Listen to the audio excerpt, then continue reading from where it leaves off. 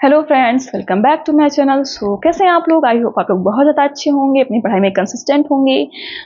जैसा कि आप जान रहे होंगे, अभी हमारा अप्रैल मंथ भी खत्म हो गया है। 1 मई 2025 है और अभी TRE 3 की ज्वाइनिंग नहीं हुई, TRE 4 का नोटिफिकेशन नहीं आया है। ये सारी चीज़ें जो हैं अभी अधर में पड़ी हुई हैं।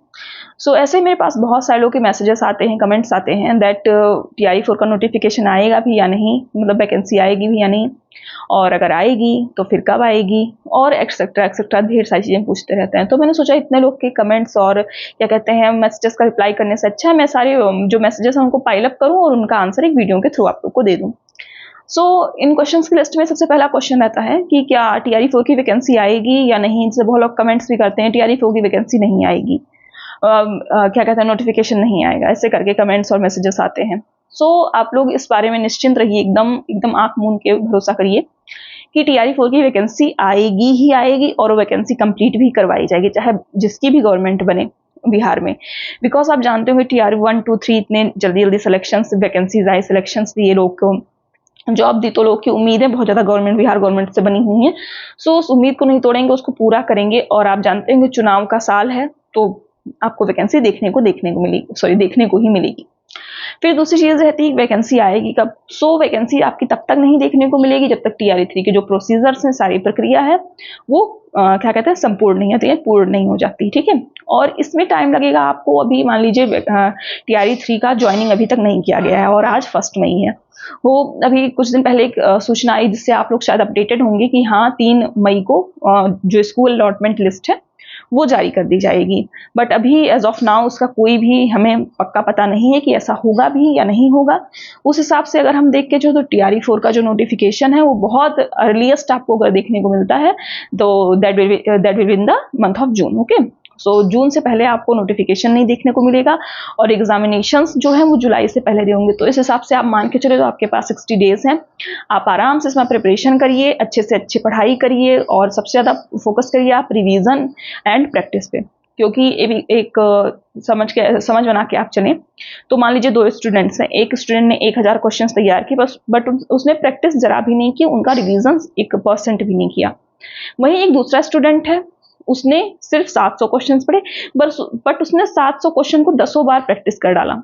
तो जिसने 1000 क्वेश्चंस पढ़ रखे थे उसका तो 10-15 क्वेश्चंस या 100 मैक्सिमम आप मान के चलिए 100 क्वेश्चन तैयार होंगे। बट जिसने 600-700 क्वेश्चन ही किए थे बट प्रैक्टिस पे ज़्यादा ध्यान दिया तो उसके 600-700 फैक्ट्स तैयार हो चुके हैं और उसको एग्जाम में फ़ायदा मिलेगा, बजाय उसके जिसने 1000 पढ़ा और रिविज़न नहीं किया। आपको जल्दी से जल्दी अपना सिलेबस कंप्लीट कर लेना है और रिविज़न और प्रैक्टिस पे ज़्यादा से ज़्यादा फोकस देना है। जितना अपना टाइम हो सके please dedicate your time towards revision and practices. Okay, फिर तीसरी चीज रहती है कि क्या 2023 और 25 वाले मतलब जो 2023 से 25 वाला सेशन है जिनका अभी BEd कंप्लीट होगा जुलाई अगस्त में, क्या उनको मौका मिलेगा या नहीं। ये चीज कंप्लीटली डिपेंड करती है आपके नोटिफिकेशंस पे। जैसे TRE 1 में हुआ था कि नोटिफिकेशन में उन्होंने अपीयरिंग को फॉर्म भरवा लिया था और कहा था जब काउंसलिंग होगी उस समय तक आपके पास आपका क्या कहते हैं जो मार्कशीट हो या रिजल्ट हो वो आ जाना चाहिए। अगर इस बार के नोटिफिकेशन में ऐसा दे देते हैं कि हाँ अपीयरिंग में है, आप फॉर्म भर सकते हैं, एग्जाम दे सकते हैं, बस लास्ट टाइम तक आपके पास रिजल्ट आ जाए तो आप लोग एलिजिबल हो जाएंगे। और अगर ऐसा वो नहीं करते हैं, कहते हैं कि हाँ जब फॉर्म भरना है तब तक में आपका क्लियर हो जाना चाहिए, आपके पास मार्कशीट हो जानी चाहिए, तब नहीं भर पाएंगे आप। ये आप दूसरों के बहकावे में ना जाएं। जो अलग अलग यूट्यूबर्स वीडियोज बना के ऐसी चीजें कहते हैं नहीं नहीं हम कैंपेन करेंगे, प्रोटेस्ट करेंगे और मौका दिलवाएंगे, तो ऐसा कुछ नहीं होने वाला है।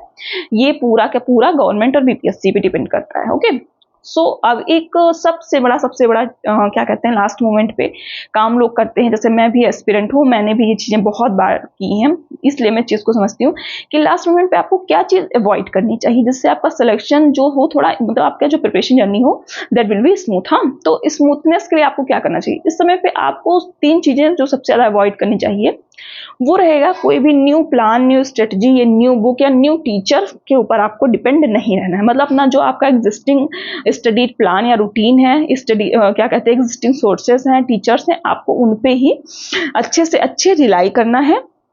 ओके, रिलाई होकर रहना है और उनमें ही ज़्यादा से ज़्यादा प्रैक्टिस करनी है, ना कि नए सोर्सेज और नए प्लान्स पे जाने से। दूसरा चीज़ ये रहेगा आपको कि नेगेटिविटी से आपको दूर रहना है। सबसे बड़ी बात है नेगेटिविटी। जैसे कुछ लोग होते हैं खुद तो पढ़ लेते हैं बट आपको वो नेगेटिव न्यूज़ स्प्रेड करते हैं और चीज़ें आपको गलत गलत बताएंगे कि वैकेंसी नहीं आएगी, पढ़ाई मत करो, ऐसा वैसा करके। तो ऐसे लोग से आपको दूर रहना है और अपनी पढ़ाई पे एकदम से एकदम फोकस करके रखना है। और तीसरी चीज़ रहेगी कि कंसिस्टेंसी नहीं आपको ब्रेक करनी है। भले आप एक दिन में 2 घंटे पढ़ें और दूसरे दिन आपका ज़्यादा इच्छा कर रही है तो आप 6, 7, 8 घंटे पढ़ लें, बट ऐसा कोई भी दिन नहीं निकालिए जो 60 दिन बचे हुए हैं आपके आखिरी के कि इनमें आप किसी भी दिन पढ़ाई ना करें। मतलब अपना जो एक तार बन रहा है पढ़ाई का, ठीक है, कंसिस्टेंसी का एक तार आप बना रहे हैं, उसको कहीं भी मत ब्रेक होने दीजिए और उसको लगातार आप पढ़ाई करते रहिए, चाहे थोड़ा थोड़ा करके पढ़ेंगे। नहीं तो ऐसा होता है ना कि आप 2 दिन पढ़ाई नहीं करते तो तीसरे दिन आपका ऑटोमेटिक मन नहीं करेगा कि आज मेरा पढ़ाई करने की इच्छा नहीं कर रही, फिर उस चीज़ को सही करने में आपको 3 से 4 दिन फिर आपके खत्म हो जाएंगे, पता नहीं चलेगा आपको। सो आई होप आपको चीज़ें हेल्पफुल लगी हों। जो आपके क्वेश्चन थे TRE 4 के नोटिफिकेशन के लिए, वो सारी चीज़ें मैंने सॉल्व करके आपको बताई होंगी। और अगर आपको अदर भी कोई क्वेरी रहेगी देन आप कमेंट सेक्शन में लिखिएगा, मैं उसको सॉल्व करूंगी। Okay, bye bye, take care.